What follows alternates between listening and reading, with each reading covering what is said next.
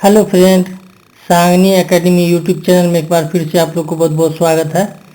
दोस्तों, आज से हम एक सीरीज स्टार्ट करने जा रहे हैं जो 6th क्लास से लेकर के 12th क्लास तक का एनसीईआरटी सीरीज चलाने जा रहे हैं। आज ये फर्स्ट क्लास है, इंट्रोडक्शन क्लास है। इसी इंट्रोडक्शन क्लास के जरिए हम समझने का कोशिश करेंगे कि कैसे कैसे क्या सब पढ़ना है। जैसे पीआरटी वालों के लिए पढ़ना आराम से अनिवार्य है। यहाँ देख लीजिए, एक मिनट पेन सिलेक्ट कर लेते हैं। तो पीआरटी वाले के लिए क्लास 6 से लेकर के और 8 क्लास तक का हिस्ट्री पढ़ना है। उसमें पढ़ना क्या क्या चीज़ है, टॉपिक वाइज समझ लेते हैं। पहला पॉइंट है प्रारंभिक मानव और पाषाण युग, इसको पढ़ना है। उसके बाद दूसरा पढ़ना है हमको कृषि की शुरुआत पढ़ना है। उसके बाद तीसरा टॉपिक पढ़ना है पहली सभ्यताएं, हड़प्पा सभ्यता के बारे में जानना है। उसके बाद वैदिक काल के बारे में पढ़ना है। उसके बाद महाजनपद और मौर्य साम्राज्य के बारे में पढ़ना है। उसके बाद गुप्त काल व अन्य राज्य, इसके बारे में पढ़ना है। उसके बाद लास्ट टॉपिक है प्रारंभिक मध्यकालीन राज्य, ये भी टॉपिक पढ़ना है। ये 6 क्लास के हो गया। और उसके बाद उस तरह से हमको 7 क्लास में चले जाते हैं। 7 क्लास में देख लेते हैं 7 क्लास में क्या सब पढ़ना है, कौन कौन सा टॉपिक। ये रहा 7 क्लास का पहला टॉपिक, दिल्ली सल्तनत पढ़ना है। उसके बाद मुगल साम्राज्य पढ़ना है। उसके बाद भक्ति व सूफी आंदोलन पढ़ना है। उसके बाद नेक्स्ट जो टॉपिक है क्षेत्रीय राज्य पढ़ना है और यूरोपीय का आगमन भी पढ़ना है। ये टॉपिक 7 क्लास का हिस्ट्री के लिए हो गया, एनसीईआरटी। उसके बाद 8 उसी तरह से 8 क्लास में हो गया 18वीं सदी का भारत और ब्रिटिश शासन की स्थापना, किसान, आदिवासी और शिल्पकार, ये भी टॉपिक पढ़ना है। उसके बाद वेरी इम्पोर्टेंट टॉपिक 1857 की क्रांति। और उसके बाद सामाजिक सांस्कृतिक सुधार आंदोलन भी टॉपिक पढ़ना है। उसके बाद नेक्स्ट टॉपिक जो है राष्ट्रवाद और स्वतंत्रता संग्राम, ये टॉपिक भी पढ़ना है। ये हो गया पीआरटी वाले के लिए, ओनली पीआरटी वाले के लिए इतना ही पढ़ना है जो कॉमन टॉपिक है एनसीईआरटी और एससीईआरटी का। टीजीटी के लिए जिसको पढ़ना है 11, 12, 11वीं 12वीं, तो उस सब के लिए आया था 9th क्लास का, वो सब भी देख लीजिए। आपको भी क्या पढ़ना है, कक्षा 9 का जो हिस्ट्री है फ्रांसीसी क्रांति पढ़ना है। उसके बाद हो गया रूसी क्रांति, नाजीवाद और हिटलर के बारे में पढ़ना है। वन समाज और उपनिवेशवाद के बारे में भी पढ़ना है।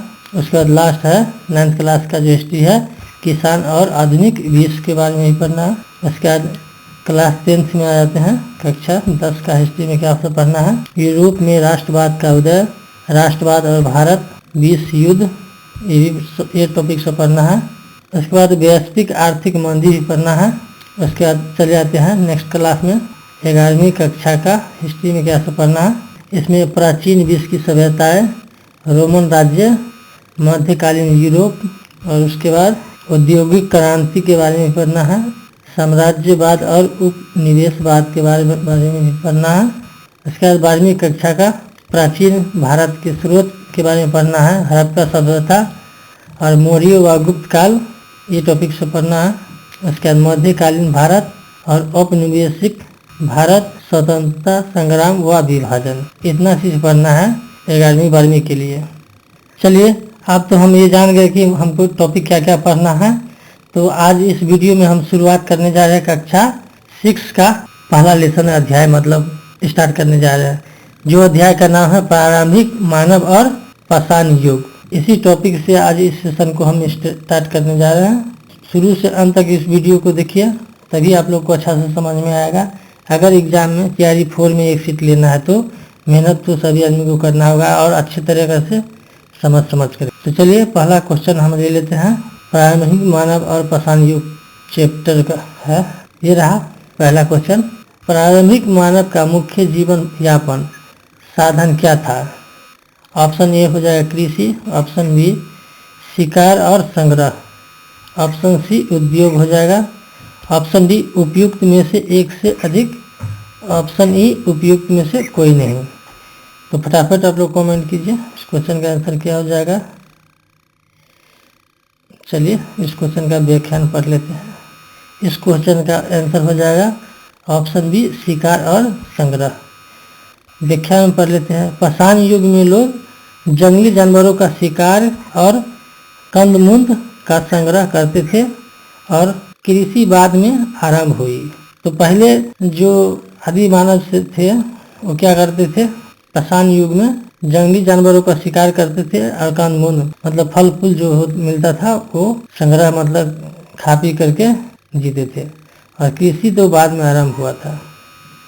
चलिए दोस्तों नेक्स्ट क्वेश्चन पर चलते हैं। नेक्स्ट क्वेश्चन ये रहा, पाषाण युग में औजार का मुख्य किससे बनाए जाते थे? ऑप्शन ए लोहे से, ऑप्शन बी पत्थर हड्डी और लकड़ी से, ऑप्शन सी तांबे से, ऑप्शन डी उपयुक्त में से एक से अधिक, ऑप्शन डी उपयुक्त में से कोई नहीं। तो फटाफट आप लोग कमेंट कीजिए इस क्वेश्चन का आंसर क्या हो जाएगा। तो फ्रेंड इस क्वेश्चन का आंसर हो जाएगा ऑप्शन बी पत्थर हड्डी और लकड़ी से। चलिए इस क्वेश्चन का भी व्याख्यान पढ़ लेते हैं। व्याख्यान ये रहा, ऑप्शन बी पत्थर हड्डी और लकड़ी से। व्याख्यान में दिया हुआ है सबसे पुरानी तकनीक पत्थर थी, हड्डी लकड़ी भी प्रयुक्त हुई, धातु का उपयोग बाद में युगों में बढ़ा। तो सबसे पहले हो जाएगा पत्थर, उसके बाद आया हड्डी, उसके बाद लकड़ी। तो चलिए दोस्तों नेक्स्ट क्वेश्चन पर चलते हैं। नेक्स्ट क्वेश्चन ये रहा तीसरा, पाषाण शब्द का अर्थ क्या है? ऑप्शन ए हो जाएगा पत्थर, ऑप्शन बी लकड़ी, ऑप्शन सी मिट्टी, ऑप्शन डी उपयुक्त में से एक से अधिक, ऑप्शन ई उपयुक्त में से कोई नहीं। इस क्वेश्चन का आंसर क्या हो जाएगा? चलिए इस क्वेश्चन का भी आंसर देख लेते हैं क्या हो जाएगा। ये रहा, इस क्वेश्चन का आंसर हो जाएगा ऑप्शन ए पत्थर। परिभाषा में दिया हुआ है पाषाण पत्थर, इसी कारण इस युग को क्या कहा जाता है? स्टोन एज कहा जाता है। चलिए दोस्तों नेक्स्ट क्वेश्चन पर चलते हैं। नेक्स्ट क्वेश्चन ये रहा, पाषाण युग को कितने भागों में बांटा जाता है? Option A 1, option 2, option C में 3 हो जाएगा, ऑप्शन डी में उपयुक्त में से एक से अधिक, ऑप्शन ई में उपयुक्त में से कोई नहीं। इस क्वेश्चन का आंसर क्या हो जाएगा? चलिए देख लेते हैं। तो दोस्तों इस क्वेश्चन का आंसर हो जाएगा ऑप्शन सी 3।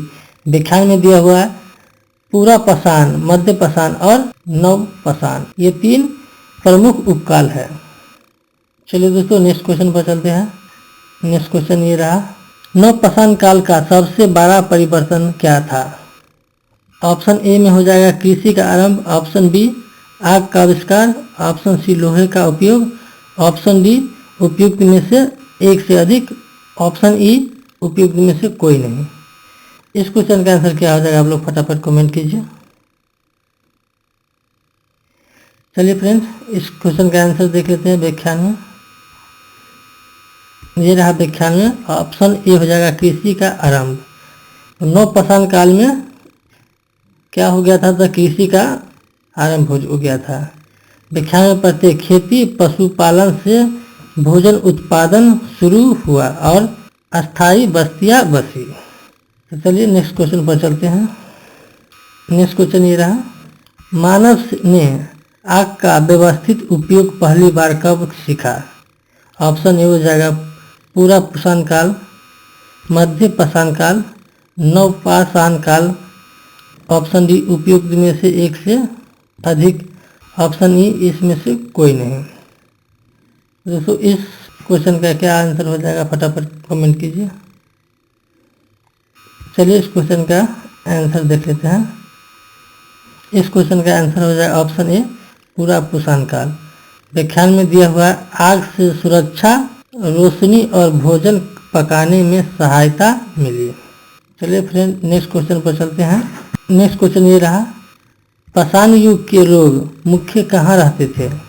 ऑप्शन ए मिट्टी के पक्के घरों में, ऑप्शन बी गुफाओं झोपड़ियों में, ऑप्शन सी पत्थर के महलों में, ऑप्शन डी उपयुक्त में से एक से अधिक, ऑप्शन ई उपयुक्त में से कोई नहीं।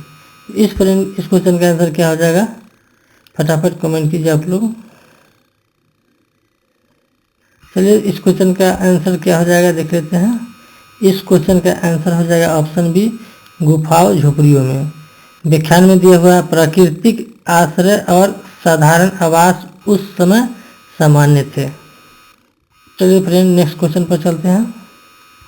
नेक्स्ट क्वेश्चन ये रहा, मध्य पाषाण काल की प्रमुख विशेषताएं क्या थी? ऑप्शन ए हो जाएगा कृषि की शुरुआत, ऑप्शन बी छोटे नुकीले माइक्रोलिथ औजार, ऑप्शन सी लोहे का व्यापक प्रयोग, ऑप्शन डी उपयुक्त में से एक से अधिक, ऑप्शन ई इसमें से कोई नहीं। इस क्वेश्चन का फटाफट आप लोग कमेंट कीजिए क्या हो जाएगा। चलिए व्याख्यान पढ़ लेते हैं, इस क्वेश्चन का आंसर क्या हो जाएगा। इस क्वेश्चन का आंसर हो जाएगा छोटे नुकीले माइक्रोलोथिस औजार। व्याख्यान में दिया इस काल में सूक्ष्म पत्थर औजार और प्रारंभिक पशुपालन बढ़ा। चलिए फिर नेक्स्ट क्वेश्चन पर चलते हैं। नेक्स्ट क्वेश्चन ये रहा, पाषाण युग की गुफा चित्रकारी के लिए प्रसिद्ध स्थल है। Option A Bhimbetka, option B Mohenjodaro, option C Pataliputra, option D उपयुक्त में से एक से अधिक, ऑप्शन डी ई उपयुक्त में से कोई नहीं। इस क्वेश्चन का आंसर क्या हो जाएगा आप फटाफट कमेंट कीजिए। आज के सेशन में 10 क्वेश्चन रखेंगे क्योंकि आज इंट्रोडक्शन क्लास था इसलिए। चलिए दोस्तों इस क्वेश्चन का आंसर व्याख्यान में पढ़ लेते हैं। इस क्वेश्चन का आंसर हो जाएगा भीमबेटका। मध्य प्रदेश के भीमबेटका में शिकार तथा दैनिक जीवन के दृश्य चित्रित है। चलिए फ्रेंड नेक्स्ट क्वेश्चन पर चलते हैं। आज का लास्ट क्वेश्चन ये रहा 10वां प्रश्न, दक्षिण एशिया में प्रारंभिक कृषि पालन का महत्वपूर्ण स्थल है। Option A Harappa, option B Mehrgarh, option C Dholavira, option D उपयुक्त में से एक से अधिक, ऑप्शन ई उपयुक्त में से कोई नहीं। इस क्वेश्चन का आप लोग फटाफट कमेंट कर जवाब दीजिए। चलिए फ्रेंड इस क्वेश्चन को देख लेते हैं आंसर क्या हो जाएगा। इस क्वेश्चन का आंसर हो जाएगा मेहरगढ़। व्याख्यान में दिया हुआ है मेहरगढ़ बलूचिस्तान से गेहूं जौ की खेती और पशुपालन के साक्ष्य मिलते हैं। चलिए फ्रेंड आज इस वीडियो को यहीं संपन्न करते हैं। आप लोग को कौन सा टॉपिक पे अगला वीडियो चाहिए उस पे भी आप लोग कमेंट करके पूछिए ताकि हम कोशिश करेंगे कि आप लोग का टॉपिक वाइज टॉपिक करा सके। और इसी तरह वीडियो को लाइक सब्सक्राइब शेयर कीजिएगा। फिर मिलते हैं नेक्स्ट वीडियो में, तब तक के लिए जय हिंद जय भारत।